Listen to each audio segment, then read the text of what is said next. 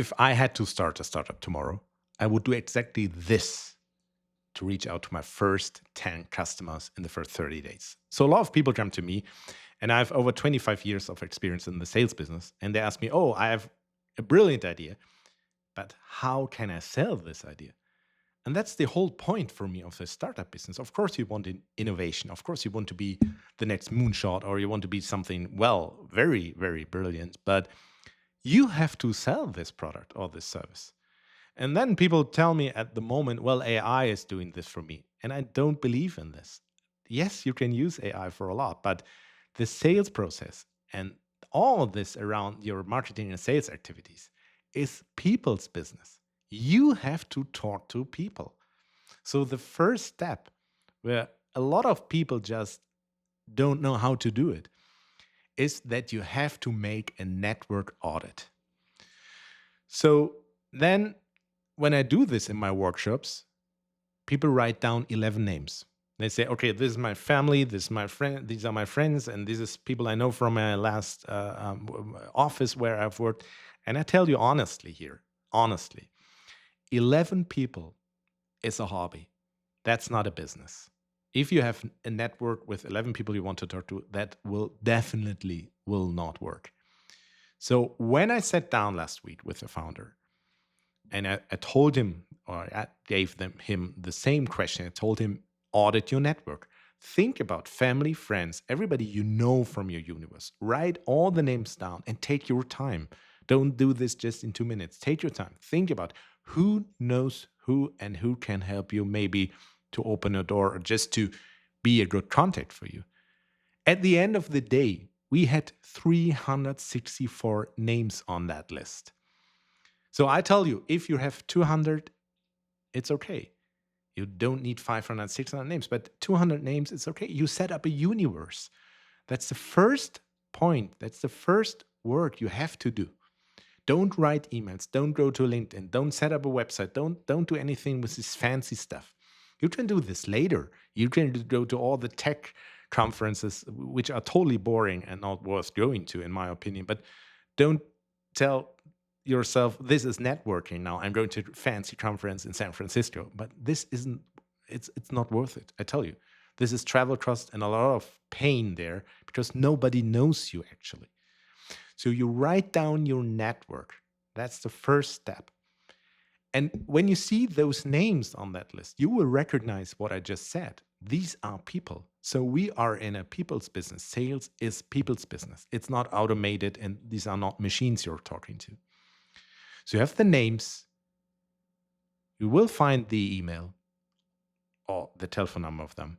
And then, second step, and this is the most awkward step for a lot of people, you have to talk to them. So you write a standardized email or maybe an individual email for them, and you write everybody an email, everyone on that list, everyone, because this is your great universe of potential customers or client. And then a lot of startups stop here and they say, I can't write this, it's too much, or can anybody? And then they set up an expensive CRM. That's the second mistake a lot of people do. And I tell you, you personally, or you and your team, when you sit together, you have to write them. And what kind of email would you write them? So write them an email which is not a sales pitch. You don't have to sell or oversell you in the first moment. Write them a nice, informative email about yourself, why you contact them, and if maybe they have the time just to look at it. Maybe you have an attachment with them, or maybe you can just set up a meeting and say, maybe I'm in town, I will meet you, I will call you, or I will just do here an online meeting. That's the next step.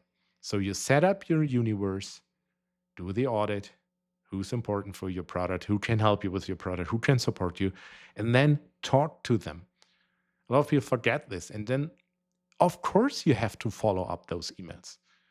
Of course, not 365 people will answer, but we need 10. We need only 10 customers in the first days or the first month of your business.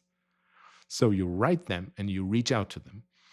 When you then, from this, I don't know how many emails you've written, then come to the moment where you have actually a meeting with them, you need a good pitch And the most important step, that's also what a lot of founders do wrong, is you have to put a price tag on every product and on every service you offer. You make an offer in that meeting. You don't pitch your idea and say, "Oh, it's great, and can I have a next coffee?" And then we go home and say, "Oh, I had a meeting today, but hmm." So at the end of the day, you ask yourself, was this a business meeting, or was it just they're sitting there and talking about something and about the new trends and something? This is not necessary. You need a good sales pitch. Train yourself and train this in your team that you have a good sales pitch, and put a price tag on everything what you offer. Don't overprice, don't underprice. You will find the price because you look at your competitors. And if there are no competitors, you set a price, you set a high price. We need a high price strategy here because later in the sales negotiations, may be you have to lower your price or give a better price or a tailor-made price for them, but a very good and high price for your product, which is very important. So in the next days, you set up all those things. And I will promise you, out of your whole universe of customers and clients, potential customers and clients, you will reach out to 10 first paying clients. I wrote a workbook for this. You can download this on my website. And you can also talk to me, and we discussed this in a free discovery call. But the most important thing is that you now take the first step. Do your network audit, talk to those people, then put a price tag on everything. And then when you have these first customers, put them into your CRM. And then a lot of people let the CRM sleep. And then they just let the name in that CRM. Then maybe I will call him back in a few years or for a month. And maybe you have to stick to those rules, what I told you. You have to actually talk to people. Sales business is talking to people, negotiating, traveling as well. It's not only a video meeting. You have to travel and to see them. If you want more sales tips, subscribe to my channel, and I'm happy to share a lot of tips in the next few weeks.